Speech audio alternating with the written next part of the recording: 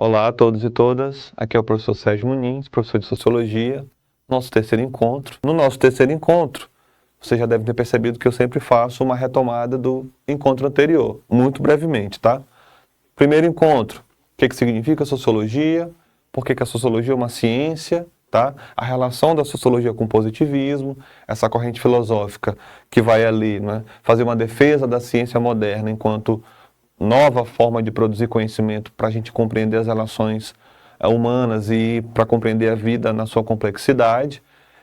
No nosso segundo encontro, a gente deu uma olhada nas bases históricas, né, que vão preparar o terreno de surgimento da sociologia. Falo da Revolução Científica, do Renascimento, do Iluminismo, da Revolução Industrial e da Revolução Francesa, que vão mudar completamente a paisagem cultural, econômica e política da Europa, preparando ali as bases para o surgimento da sociologia, e já no finalzinho da aula, anunciando quais seriam aqueles que seriam os principais autores, né, que vão trabalhar para a consolidação e para o processo de formalização da sociologia, que eram o Augusto Comte, o Émile Durkheim, o Karl Marx e o Max Weber. E na aula de hoje, nós vamos falar especificamente de dois desses intelectuais, tá? Que seriam o Durkheim e o Comte.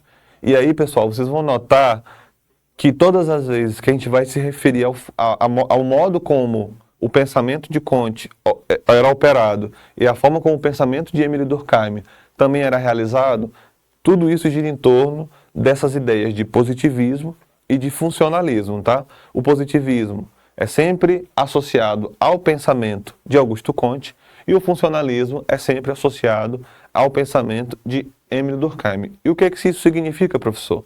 Se cai numa prova, questões que têm a ver com essa relação entre Comte e o positivismo e Durkheim e o funcionalismo. Olha só. Positivismo tem a ver com esse entendimento de que é possível eleger estratégias de investigação do mundo, estratégias científicas, e a partir da utilização dessas estratégias é possível desvendar as regras de funcionamento de qualquer ordem investigada, seja uma ordem natural, seja uma ordem humana. Tá? E isso é uma característica do positivismo que vai influenciar todas as outras ciências ali, ciências modernas. O funcionalismo é uma corrente de pensamento, e é uma expressão também ao mesmo tempo, que explica o fato de que, para alguns intelectuais, o caminho mais interessante de investigação da ordem natural ou da ordem social seria entender quais são as diferentes funções que os diferentes componentes de uma determinada ordem realizam naquela ordem e qual a importância do funcionamento desses componentes para o funcionamento harmônico da própria ordem. Então vejam, se eu tenho uma célula que tem suas partes, um ribossomo, uma mitocôndria, enfim, né? Não vou aqui me lançar porque não é minha seara, não é meu terreno. Mas, do ponto de vista da citologia, essa célula com suas partes só é possível exatamente porque essas partes funcionam num diálogo umas com as outras, fazendo com que aquela célula seja uma unidade viva, uma unidade biológica básica.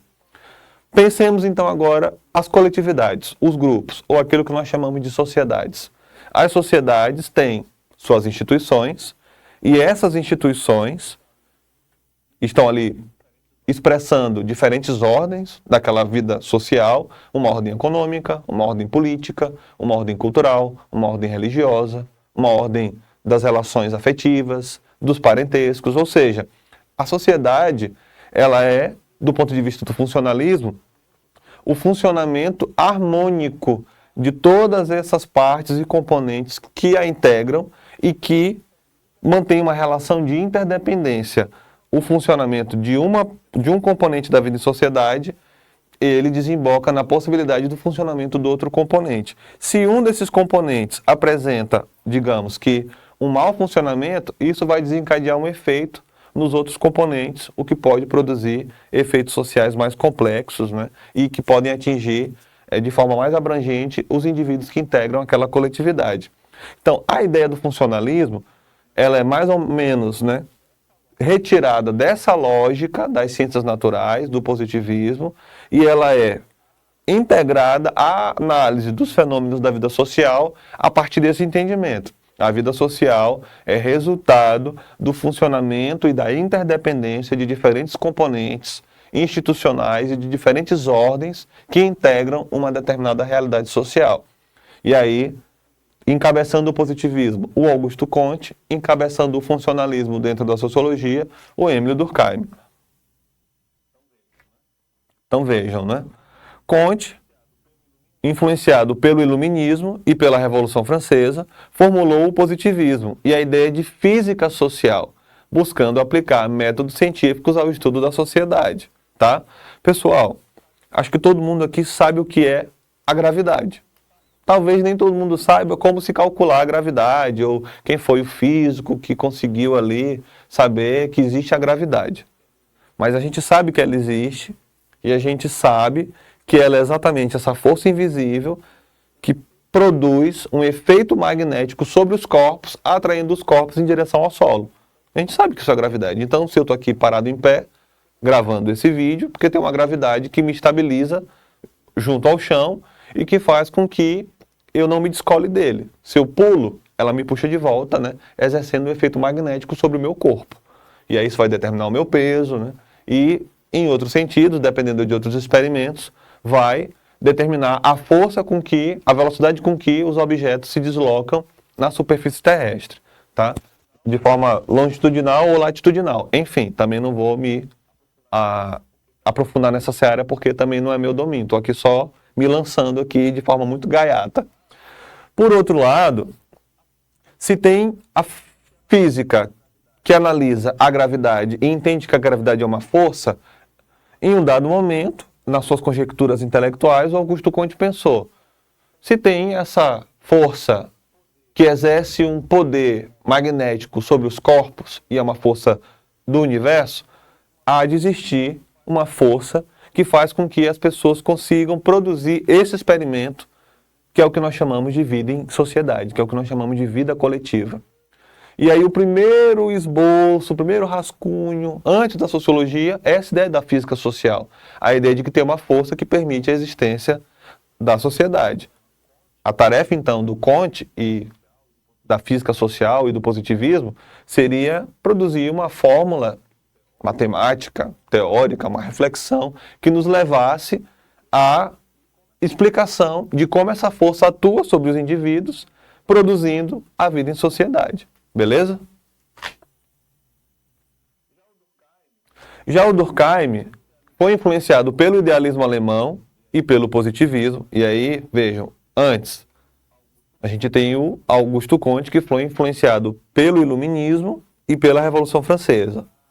René Descartes faz parte do Iluminismo, né, que vai ali propor a compreensão cartesiana, né, que vai influenciar a matemática. E o René Descartes, né, vai ser esse filósofo central no racionalismo e no iluminismo depois, cujo entendimento era o seguinte: a partir de um grande esforço intelectual de abstração, nós seríamos capazes de desvendar o que quer que seja sobre o universo. Então, o Comte, ele é herdeiro dessa perspectiva, tá? Já o Durkheim, herdeiro do idealismo alemão, uma corrente filosófica, como o próprio nome já diz, que está se desenrolando na Alemanha, cujo principal autor é o Hegel, tá? Aqueles que muitos alunos de vez em quando estão lendo o livrinho de filosofia e olham aquela palavra, Hegel, H-E-G-E-L. Calma, pessoal. Tudo bem, a gente é brasileiro, tem que falar em português mesmo, tem que ler como a gente está vendo. Mas respeitando aí os nomes nas suas línguas de origem, esse autorzinho aí que às vezes a gente fica perdido na pronúncia é o Hegel. E o Hegel vai influenciar o pensamento de Durkheim, porque o Hegel também acreditava que existia uma certa força que produzia a vida em sociedade. Não só o Hegel, tem um outro autor também da filosofia, chamado Immanuel Kant, que acreditava que existia um senso ético que conduzia os indivíduos à retidão, ou seja, inclinava os indivíduos a estarem sempre dispostos a realizar aquilo que é certo, aquilo que é conveniente socialmente. Então, Durkheim, influenciado por esses dois intelectuais e também pelo positivismo, ou seja, essa ideia de que a partir da ciência eu vou desvendar o mundo, desenvolveu a sociologia como uma ciência empírica. Professor Sérgio, ciência empírica, o que isso significa? Empírica tem a ver com empiria, e empiria tem a ver com experimento, com você meter a mão na massa, ou seja, com você conseguir provar suas hipóteses científicas a partir de experimentos. Professor, então a sociologia faz experimentos, ela usa laboratório, não como um físico usa, não como um químico usa. O laboratório da sociologia é a vida acontecendo. Então, por exemplo, um aniversário seria um laboratório para um sociólogo, porque ali as pessoas estão reunidas em torno de um ritual, que é a passagem de idade de um indivíduo, que é uma passagem não só biológica, mas é simbólica. Então, de certa forma, o aniversário seria, ou sei lá, um comício em que um candidato está ali fazendo promessas de campanha, ou a própria eleição, né? Ou uma missa, um culto, não é? Um ritual específico em alguma religiosidade de matriz africana.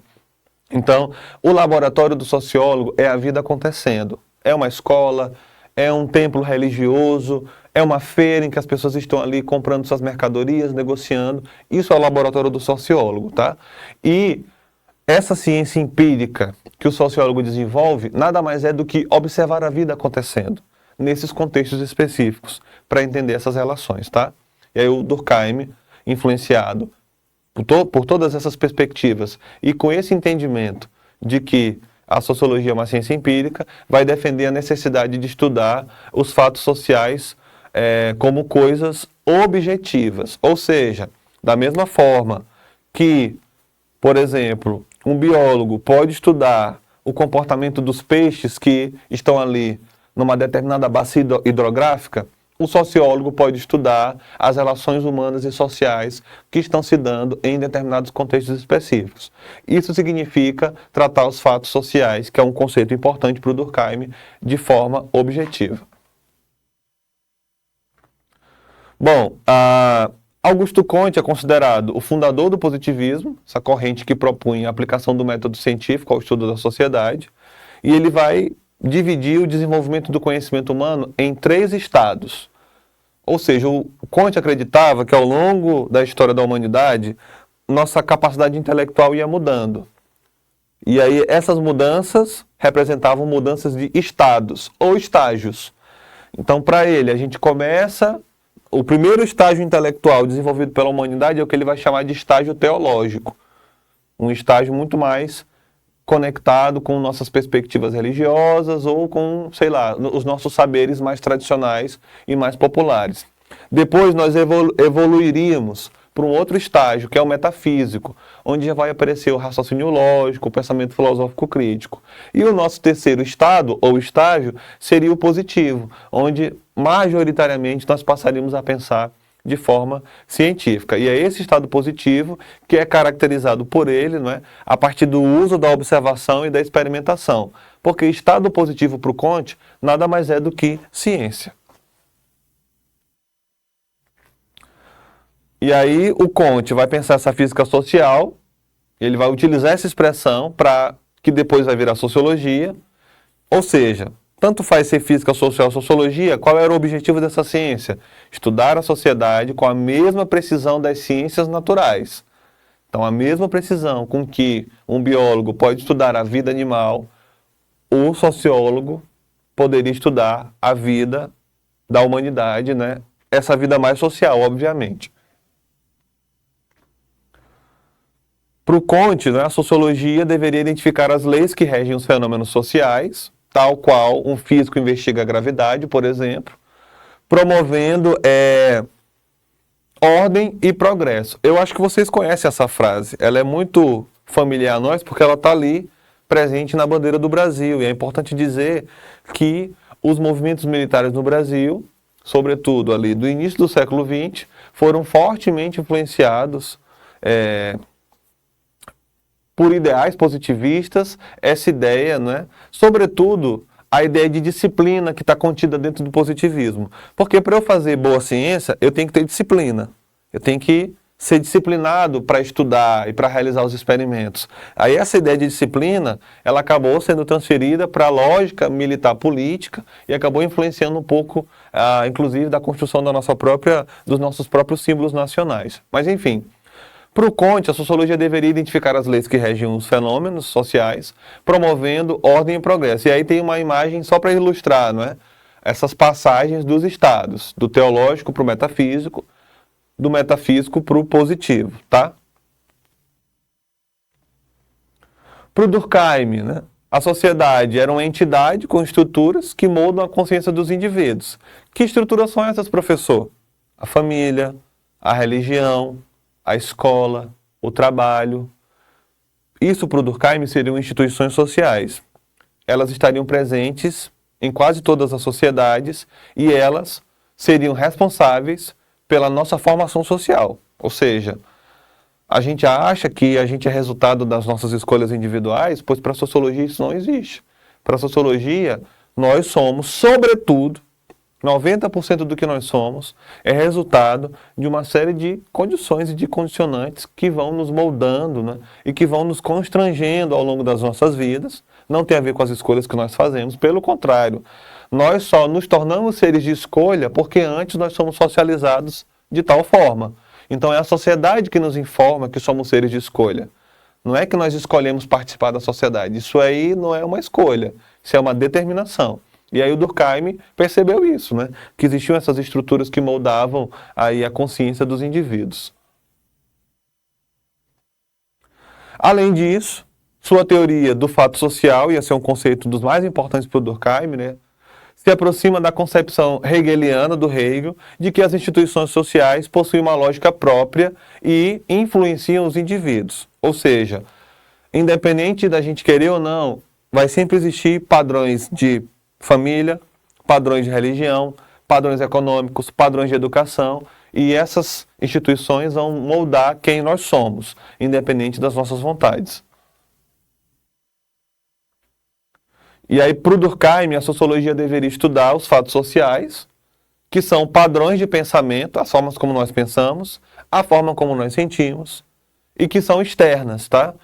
E comportamentos externos ao indivíduo e dotados de coerção, ou seja, falando de forma um pouco mais acessível, os fatos sociais são as regras da vida em sociedade que são obrigatórias, sem as quais não é possível essa vida coletiva. E aí eu tenho essa imagem ao lado que exemplifica o que seria o fato social, tá? Ele tem 3 características. Ele é geral, porque ele vale para todo mundo, são regras da vida em sociedade válidas para todas as pessoas. O fato social, ou seja, essas regras da vida em sociedade, são exteriores, elas não são pensadas por um indivíduo, elas são anteriores à nossa existência individual e, por fim, os fatos sociais são coercitivos, ou seja, eles são obrigatórios, não tem como a gente escapar deles. E aí eu tenho a obra principal do Durkheim, né, onde está contido esses preceitos metodológicos da sociologia, que são as regras do método sociológico, e lá nas regras do método sociológico, o Durkheim começa a deixar mais claro, né, esse entendimento de que a sociedade é resultado do funcionamento dessas diferentes ordens que integram uma sociedade, e essas ordens que integram a sociedade atribuem aos indivíduos papéis sociais que têm que ser experimentados ao longo de toda a nossa vida. É isso, muito obrigado e até o próximo encontro.